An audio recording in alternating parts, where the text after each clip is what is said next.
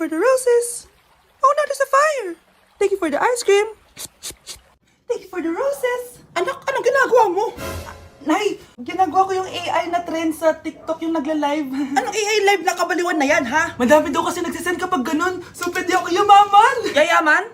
Talaga lang, ha? Oo, Nay, ang dami ko na nga nakuha ang pera eh. Talaga? Marami ka ng pera? Sige, tuloy mo na yan. Oh, thank you for the ice cream. A few moments later.